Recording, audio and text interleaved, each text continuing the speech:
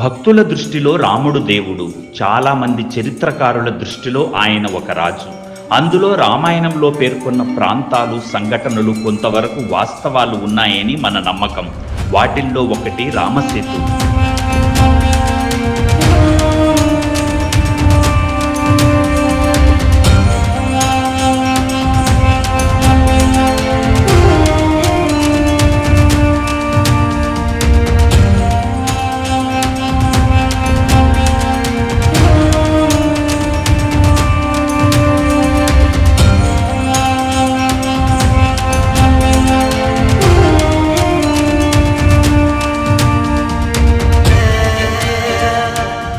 రామాయణ యుద్ధకాండంలో రామసేతు నిర్మాణం గురించి కనిపిస్తుంది. నలుడనే వానరుడు నేతృత్వంలో 1,000,000 మంది వానరులు 5 రోజుల్లో లంకకు వారధిని నిర్మించారని రామాయణంలో స్పష్టంగా పేర్కొన్నారు. ఈ వారధి రామేశ్వరం దగ్గర ఉన్న ధనుష్కోటి నుంచి శ్రీలంక దగ్గర ఉన్న మన్నార్ తీరం వరకు నిర్మించినట్లు తెలుస్తోంది. అందుకని చరిత్రలో రామేశ్వరాన్ని సేతుబంధ రామేశ్వరం అని పిలిచేవారు. రామాయణం గడిచిపోయిన శతాబ్దాల తరబడి ఈ వారధి నడవడానికి అనువుగానే ఉండేది.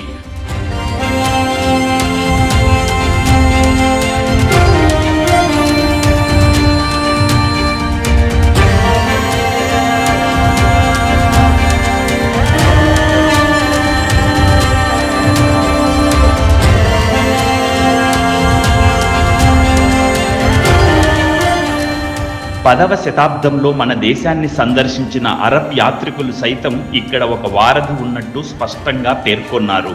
1480లో ఒక పెను తుఫాన్ రావడంతో ఈ వంతెన ధ్వంసమయ్యింది. ఆ తరువాత రామసేతు గురించి చరిత్రకారులు మరచిపోయారు.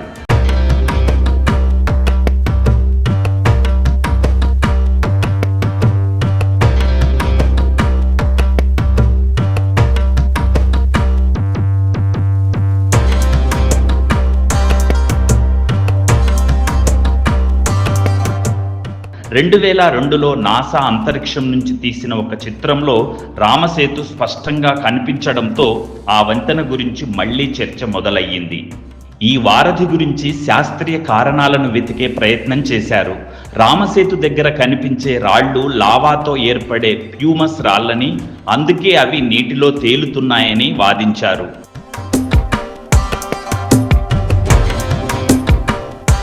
కానీ ప్యూమస్ రాళ్ళు కొద్దిసేపు మాత్రమే నీటిలో తేలుతాయని, ఇవి రాముని మహిమతోనే వేల ఏళ్ల నీటిపై తేలుతున్నాయని భక్తుల వాదన. పైగా ఈ రాళ్లను కార్బన్ డేటింగ్తో పరీక్షించినప్పుడు అవి రామాయణ కాలం నాటివే అని తేలింది. దాంతో నాసా కూడా ఈ వివాదంతో తమకు ఏమీ సంబంధం లేదంటూ తప్పుకుంది.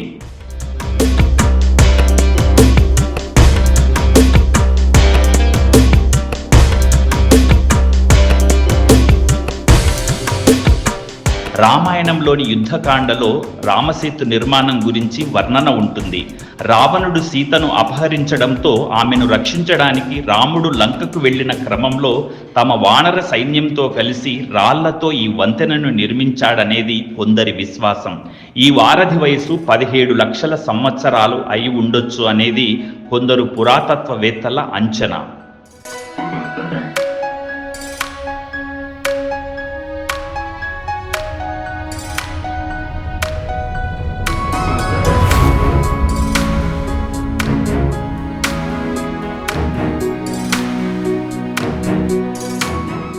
మూడు కిలోమీటర్ల వెడల్పు, 30 మైళ్ళ పొడవు ఉండే ఈ వంతెన ఎలా నిర్మాణమైంది లేదా ఏర్పడింది అన్నది ఇప్పటికీ అంతు చిక్కని ప్రశ్నే. దీనికి సమాధానాలు చాలా ఉన్నా వాటిలో దేనికి స్పష్టమైన ఆధారాలు లేవు. ఈ రాళ్ల వంతెన రహస్యం ఏంటి అనే దానిపై పరిశోధనలు కూడా జరిగాయి.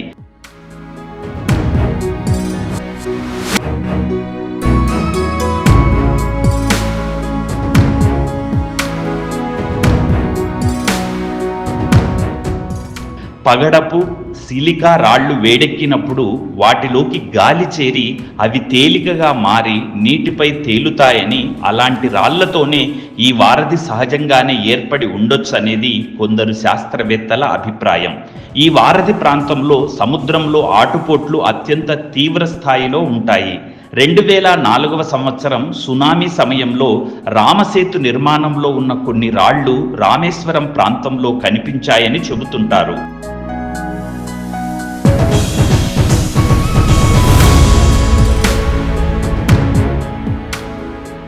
ఇప్పటికీ ఆ ప్రాంతంలో నీటిపై తేలే రాళ్లు కనిపిస్తాయి. వాటిని చూడడానికి చాలా మంది రామేశ్వరం వెళుతుంటారు. నాసా కూడా ఈ నిర్మాణంపై కొన్నేళ్ల పాటు పరిశోధనలు జరిపింది. శాటిలైట్లు తీసిన ఛాయాచిత్రాలలో 30 మైళ్ళ పొడవున రాళ్లు పేర్చి ఉన్నట్టుగా కనిపిస్తుందని చెప్పింది. కానీ ఇది మానవ నిర్మితమని మాత్రం నాసా ఎప్పుడూ ధృవీకరించలేదు.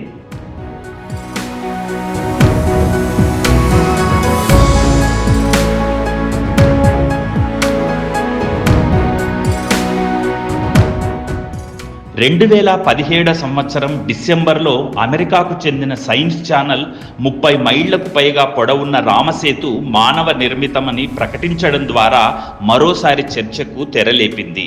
రామసేతు సహజ సిద్ధంగా ఏర్పడినట్టు లేదని, అక్కడి ఇసుక సహజంగా ఉన్నదే అయినా దానిపై పేల్చిన రాళ్లు మాత్రమే వేరే చోటు నుంచి తీసుకొచ్చి పేర్చినట్టుగా ఉన్నాయని పురాతత్వ శాఖకు చెందిన డాక్టర్ అలెన్ లెస్టర్ అన్నారు.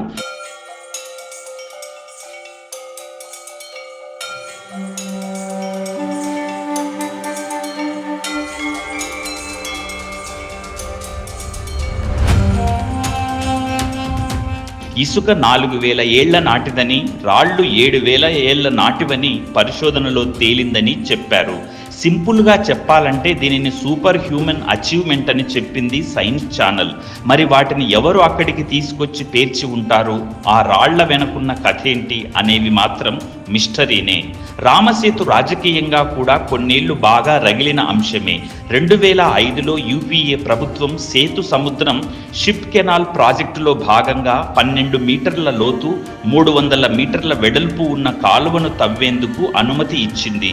గల్ఫ్ ఆఫ్ మన్నార్లో లోతుగా తవ్వి నౌకల రాకపోకలకు అనువుగా మార్చాలనేది నాటి యూపీఏ సర్కారు ఉద్దేశం.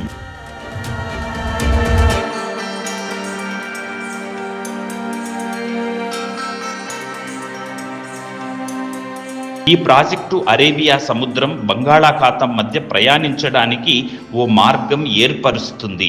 దీంతో శ్రీలంక చుట్టూ తిరిగే శ్రమ తగ్గడంతో పాటు ప్రయాణ సమయం, ధనం ఆదా అవుతాయని భావించింది. కానీ ఈ మార్గం ఏర్పడాలంటే రామసేతును బద్దలు కొట్టాల్సి వస్తుందనడంతో దీనిపై హిందూ సంస్థలు వ్యతిరేకించాయి.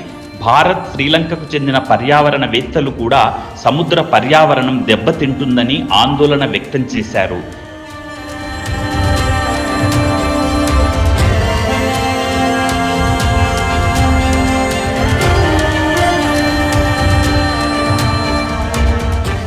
ఈ ప్రాజెక్టుకు వ్యతిరేకంగా మద్రాస్ హైకోర్టులో పిటిషన్ కూడా దాఖలయ్యింది. రామాయణంలో పేర్కొన్న విషయాలకు ఎలాంటి శాస్త్రీయమైన ప్రాతిపదిక లేదని కాంగ్రెస్ తన పిటిషన్లో పేర్కొనడంతో కేసు సుప్రీంకోర్టులు మెట్లెక్కింది. పురావస్తు శాఖ కూడా కాంగ్రెస్ వాదననే బలపరిచింది. అప్పటి నుంచి ఈ వివాదం సుప్రీంకోర్టులోనే ఉంది. తర్వాత 2018లో కేంద్రం ప్రాజెక్టు కోసం రామసేతును ముట్టుకోబోమని సుప్రీంకోర్టుకు చెప్పింది.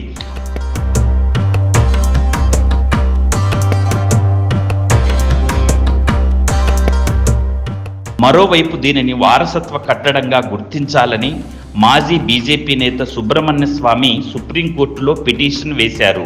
ఏది ఏమైనా విజ్ఞానానికి, విశ్వాసాలకు మధ్య జరిగే నిరంతర సంఘర్షణలో రామసేతు ఇప్పటికీ కొరకురాని కొయ్యగానే ఉంది.